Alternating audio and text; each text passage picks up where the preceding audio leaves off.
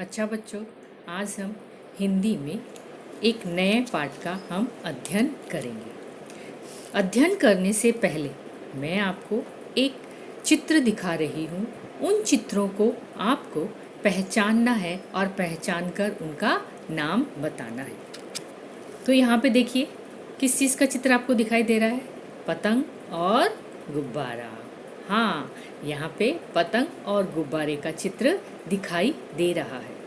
गुब्बारा जो है छोटे बच्चों को बहुत पसंद आता है। छोटे बच्चे गुब्बारे से खेलते भी हैं और जिस गुब्बारे में के कारण सजावट में भी इसका प्रयोग किया जाता है। सजावट यानी कि किसी का जन्मदिन या शादी समारोह में आदि जगह पर इसका सजावट के रूप में भी प्रयोग किया जाता है। और यहाँ पे दूसरा जो चित्र दिया है वो किसका है? पतंग का। तो पतंग कहाँ पे उड़ाई जाती है, कब उड़ाई जाती है, इसके बारे में हम थोड़ा जानते हैं। पतंग एक धागे के सहारे उड़ने वाली वस्तु है जो धागे पर पड़ने वाले तनाव पर निर्भर करती है।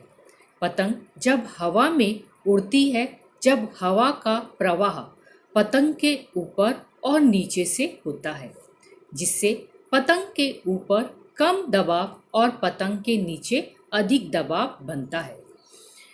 भारत में पतंग उड़ाने की कला पुराने समय से चली आ रही है। एक दूसरे की पतंग को काटने में बूढ़े, जवान, बच्चे सब एक हो जाते हैं।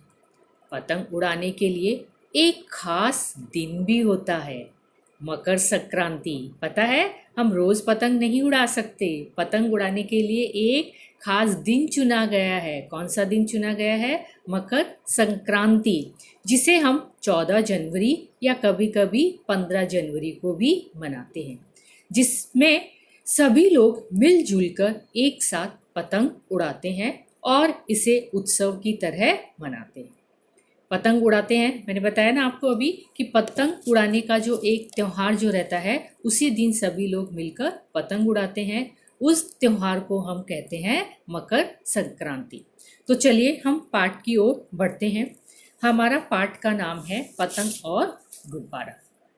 पतंग और गुब्बारा पाठ 3, आज हम इसका अध्ययन करेंगे। तो पाठ की व्याख्या हम करते हैं। एक रंग बिरंगी पतंग इतराती, बल खाती, मुस्कुराती आसमान में ऊंची उड़ रही थी। इतनी ऊंचाई पर अपने आप को देखकर वह फूली नहीं समा रही थी। यहाँ पे देखिए, फूली नहीं समा रही थी। वाह, मैं कितना ऊंचा उड़ सकती हूँ, यह सोचकर वह झूम उठी।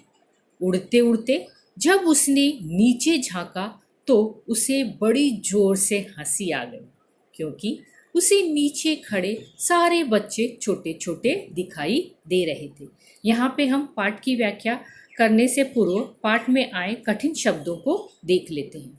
कठिन शब्द में दिया है आसमान। आसमान यानी कि आकाश। झूमना यानी कि नाचना। यहाँ पे एक मुहावरा भी दी है, फूला न समाना, यानी कि बहुत खुश होना। अभी हम पाठ की व्याख्या करते हैं। एक रंग बिरंगी, यहाँ पे देखिए रंग बिरंगी यानी कि पतंग जो रहती है वो एक रंग की नहीं रहती, अलग अलग रंगों से बनाई जाती है। इतराती, इतराती यानी कि घमंड करना। बल खाती यानी कि बल खाना, कभी ऊपर कभी नीचे की तरफ बल खाना।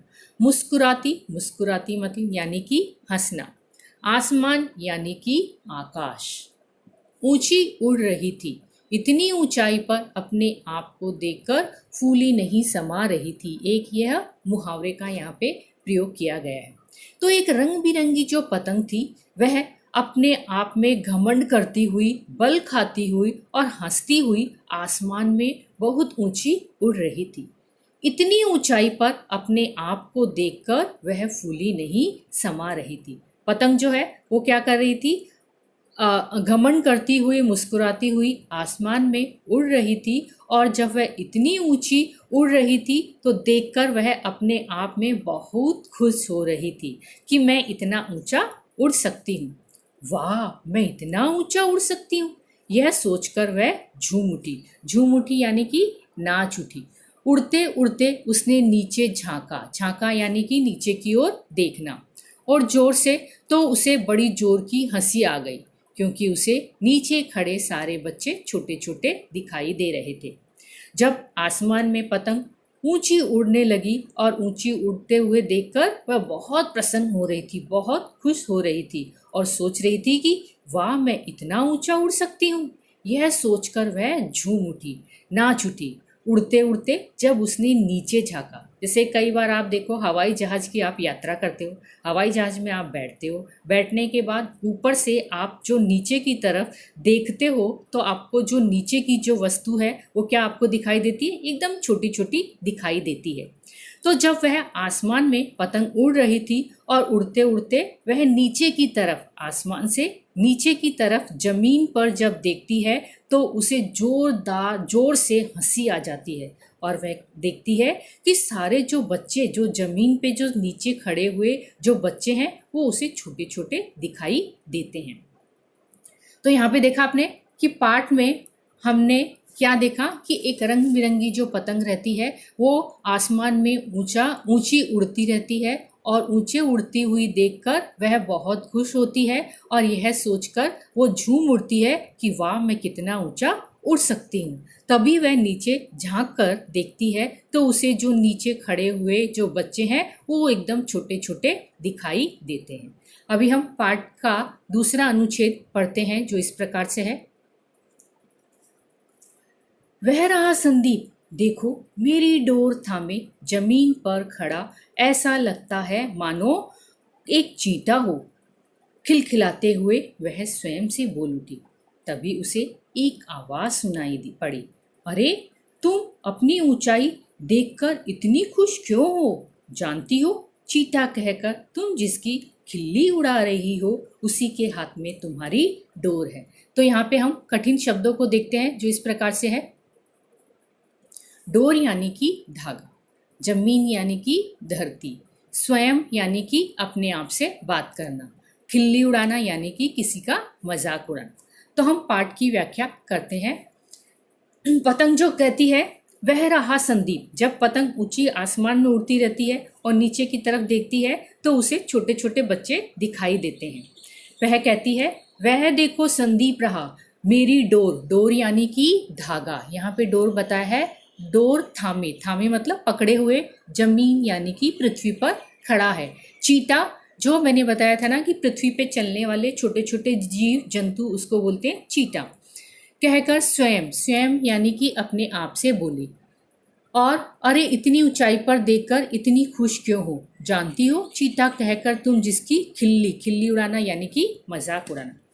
तो वह जब आसमान में जब पतंग उड़ती रहती है और नीचे की तरफ वह पतंग देखती है तो वह कहती है, वह रहा संदीप, देखो मेरी डोर, डोर यानी कि मेरा धागा पकड़ा हुआ जमीन पर खड़ा हुआ है, ऐसा लगता है मानो कि चीता हो। चीता यानी कि छोटा सा चींटी जैसा जीव जंतु दिखाई देते ना, वैसा चीता हो। और वह खिलखिलाते हुए अपने आप से बात करती है, खिलखिलाते हुए अपने आप से बात करती है। तभी उसे एक आवाज सुनाई देती है। आवाज यानी कि जैसे शोर आता है, होता है तो हम तुरंत उसकी तरफ हमारा ध्यान जाता है। तो उसे एक आवाज सुनाई पड़ती है, और अरे तुम इतनी ऊंचाई पर देखकर इतनी खुश क्यों हो? उसे एक आवाज सुनाई देती है। उस आवाज में उसे एक आवाज आती है कि तुम यहाँ पे किसके लिए उपयोग किया है? पतंग के लिए। पतंग क्या है? आसमान में ऊंची उड़ रही थी, और उसे एक आवाज आती है कि तुम इतना आसमान में इतना जो ऊंचा उड़ रही हो, इतने खुश होने की जरूरत नहीं है। तुम जिसे चीता कहकर, चीता यानी कि जो छोटा सा जीव जंतु है पृथ्वी पर है, उसके लिए यहाँ पे चीता का प्रयोग किया गया है। तुम जिसकी चीता कहकर जिसकी खिल्ली उड़ा रही हो, खिल्ली उड़ा रहे हो यानी कि मजाक बना रही हो, उसी के हाथ में तुम्हारी डोर है। वो पतंग किसके पर हंस रही थी? कि जो संदीप जो नीचे खड़ा हुआ बच्चा था, उसको देखकर वह कह रही थी कि वह संदीप ऐसे जमीन पर ऐसे खड़ा, मानो ऐसे लग रहा है कि वो चीता के समान दिख रहा है। तभी उसे पतंग को एक आवाज सुनाई देती है, और पतंग उस आवाज़ की को कहती है, पतंग जो है उस आवाज़ की तरफ देखती है और कहती है, तो उस आवाज़ में आता है कि वो जो आवाज़ आती है वो एक दूसरी आवाज़ रहती है और वह कहती है कि पतंग तुम अपने आप को इतना ऊंचा उड़कर इतना खुश क्यों हो रही हो, क्योंकि तुम्हारी जो डोर जो है, तुम्हारा जो हाथ में जो धागा है वो नीचे जो तुम चींटा कहकर बोल रही हो उसी के हाथ में तुम्हारी डोर है। तो हम आगे का अनुच्छेद पढ़ते हैं जो इस प्रकार से है। पतंग ने पलटकर देखा, गैस से भरा एक गोल मटोल गुब्बारा उड़ते उड़ते उसके पास आ गया था। उसके धागे का दूसरा सिरा गुब्बारे वाले या किसी बच्चे के हाथ से छूट गया था। धागा नीचे लटका हुआ हवा में झूल रहा था। यहाँ पे देखिए, पतंग ने पलटकर देखा, गैस यानी कि यहाँ पे क्या बोलते हैं, मैंने बताया था ना आपको कि गुब्बारे में एक तो हवा भरी रहती है और एक जो गुब्बारा रहता है वो गैस का भरा हुआ रहता है। जो गैस का गुब्बारा रहता है अगर वो हाथ से छूट जाता है तो वह आसमान में उड़ने लग जाता है। तो गोल मटोल गुब्बारा उड़ते उड़ते उसके पास आ गए। जब पतंग को एक आवाज़ सुनाई देती है तो पतंग क्या करती है, पलटकर यानी कि पीछे मुड़कर। जैसे कई बार आपको कोई आवाज़ देता है तो आप पीछे मुड़कर देखते हो ना कि मुझे कौन आवाज़ दे रहा है। तो पतंग ने वैसे ही पलटकर पीछे की तरफ देखा तो उसे एक गैस से भरा हुआ गोल मटोल गुब्बारा उड़ते उड़ते उसके पास आ गया। उसके धागे का दूसरा सिरा यानी कि दूसरा हिस्सा गुब्बारे वाले या किसी बच्चे के हाथ से छूट गया था। जो उसका पतंग के पास एक गुब्बारा आता है और गुब्बारा कैसा रहता है, एकदम गोल मटोल उड़ता हुआ उसे दिखाई देता है। उस धागे का जो दूसरा हिस्सा जो रहता है किसी बच्चे के हाथ से छूट गया होगा। जैसे मैंने अभी बताया था कि छोटे बच्चों को गुब्बारे बहुत पसंद रहते हैं और जब गुब्बारा गैस का भरा हुआ रहता है तो छोटे बच्चों से वह छूट गया होगा। तो छूटने की वजह से जो उसका जो धागा लटका हुआ है वो हवा में ऐसे झूल रहा था यानी लटक रहा था। तो पतंग ने जैसे ही पलटकर देखा तो उसे क्या दिखाई दिया कि उसके पास एक गुब्बारा खड़ा हुआ था और गुब्बारा कैसा था, एकदम गोल मटोल था और किसी बच्चे के हाथ से वह धागा छूटा हुआ आसमान में वह गुब्बारा उड़ रहा था। हंसते हंसते पतंग बोली, ओ गुब्बारे, पहले तुम अपनी कटी हुई पूंछ को तो देख लो।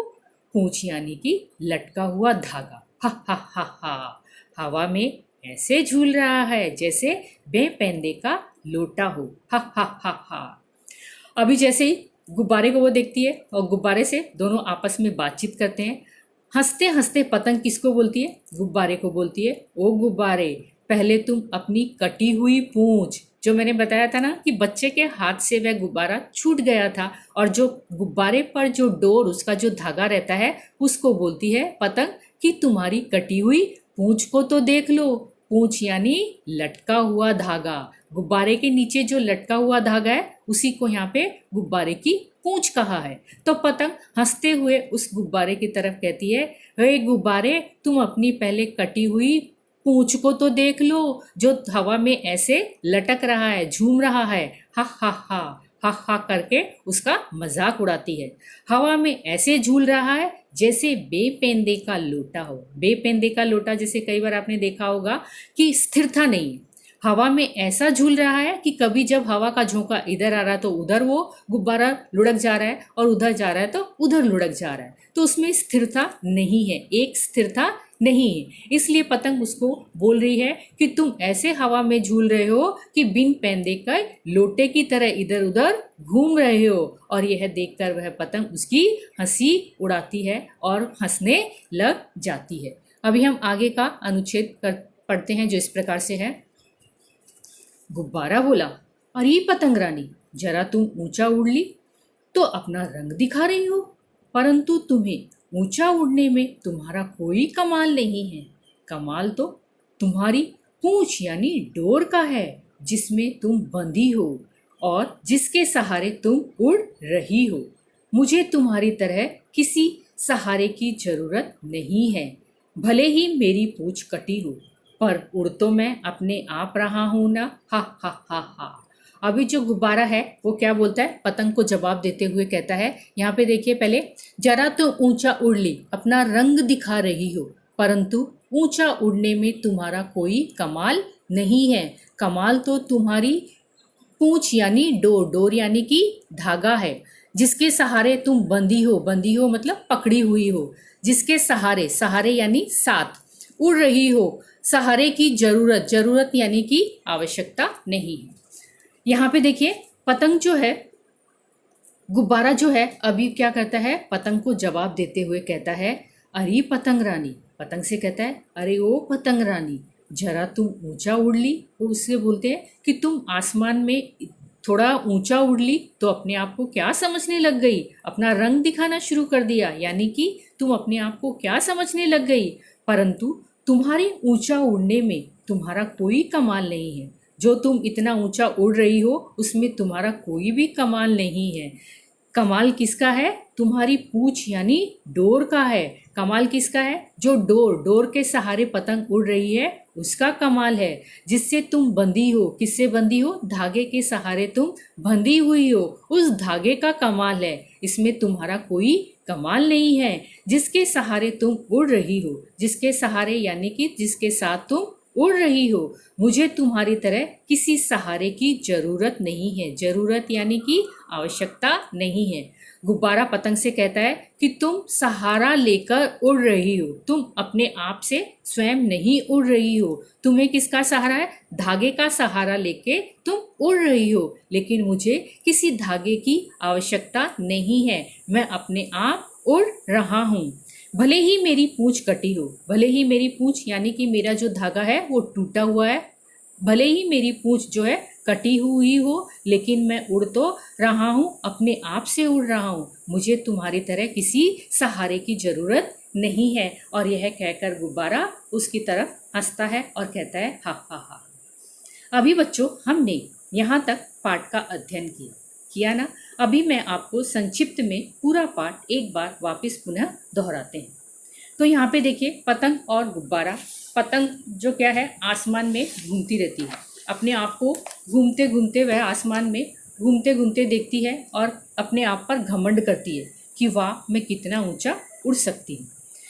वह अपने आप को देखकर स्वयं से बातें करती रहती है, और जब वह नीचे की तरफ झांक कर देखती है तो उसे जमीन पर जो छोटी छोटी चीजें हैं वो उसे दिखाई देती है और वह हंसती है। तभी उसे एक संदीप नाम का एक लड़का नीचे खड़ा हुआ उसे दिखाई देता है, जिसके हाथ में उसकी पतंग की डोर है। वह उसे थामे हुए खड़ा है और पतंग ऊपर से आसमान से उसे देखती है और कहती है कि संदीप चींटे के समान दिखाई दे रहा है, और वह उस पर मजाक उड़ाती है। तभी वहां पर उसे एक आवाज सुनाई देती है, और वह आवाज किसकी रहती है, गुब्बारे की रहती है। और वह पीछे पलट कर देखती है तो उसे एक गुब्बारा दिखाई देता है, और गुब्बारा क्या कहता है कि उस पतंग जो है वो घमंड करती हुई दिखाई देती है कि वाह मैं कितना ऊंचा उड़ सकती हूँ। तभी उसे गुब्बारे की एक आवाज सुनाई देती है, और गुब्बारा क्या कहता है कि तुम अपने आप को इतना ऊंचा क्या उड़ ली, अपने आप को बहुत बड़ा समझने लग गई। तुम तो किसी सहारे की सहायता से उड़ रही हो। अगर संदीप अगर तुम्हारे डोर ना थामे रहता तो तुम्हें क्या है, किसी सहारे के बिना नहीं उड़ सकती। तो मैं चाहे मेरी पूंछ चाहे भले ही कटी हो, लेकिन मैं उड़ तो रहा हूँ, अपने आप रहा हूँ, मुझे किसी सहारे की जरूरत नहीं है। यह कहकर पतंग और गुब्बारे दोनों एक दूसरे पर हंसते हैं और आपस में बातचीत करते हैं। तो यहाँ पे हमने पाठ की संक्षिप्त में पाठ का पुनर्रिवीजन किया। अभी पाठ के आधार पर मैं आपसे कुछ प्रश्न पूछती हूँ। तो जो प्रश्न है वो इस प्रकार से है। पतंग चीटा कहकर किसकी खिल्ली उड़ा रहा था। पतंग जो है चीटा कहकर पतंग चीटा कहकर किसकी खिल्ली उड़ा रही थी। किसकी खिल्ली उड़ा रही थी पतंग, किसकी उड़ा रही थी, संदीप। क्योंकि संदीप नीचे खड़ा हुआ था और वह उसे ऐसा लग रहा था जैसे सब छोटा सा एक चीटा खड़ा हो। तो यहाँ पे किसकी खिल्ली उड़ा रही थी, संदीप की। पतंग किसके सहारे उड़ रही थी। पतंग जो है किसके सहारे उड़ रही थी, डोर यानी कि धागे के सहारे उड़ रही थी। एक रंग बिरंगी आसमान में क्या ऊंची उड़ रही थी। एक रंग बिरंगी आसमान में क्या उड़ रही थी, पतंग। क्या उड़ रही थी, पतंग। ठीक है, अभी पाठ के आधार पर हम जीवन मूल्य को जानते हैं, जो इस प्रकार से है। हमें कभी घमंड नहीं करना चाहिए। जैसे पतंग अपने आप पे बहुत घमंड कर रही थी ना कि मैं इतना ऊंचा उड़ सकती हूँ, मेरे जैसा कोई भी ऊंचा नहीं उड़ सकता। तो हमें कभी भी घमंड नहीं करना चाहिए। अपने ही गुणों का बखान नहीं करते रहना चाहिए, यानी कि अपने ही बारे में हमेशा नहीं बोलते रहना चाहिए। हमें दूसरों की बात भी सुननी चाहिए। हमें आपस में मिलजुल कर रहना चाहिए। हमें आपस में झगड़ा नहीं करना चाहिए और आपस में एक दूसरे से मिलकर रहना चाहिए। देखा यहाँ पे पतंग और गुब्बारा क्या आपस में एक दूसरे से झगड़ा कर रहे थे? वो उस पर मजाक उड़ा रहा था, वो उसकी मजाक उड़ा रहा था। इसलिए हमें ऐसा नहीं करना चाहिए और एक दूसरे से मिलकर रहना चाहिए। धन्यवाद।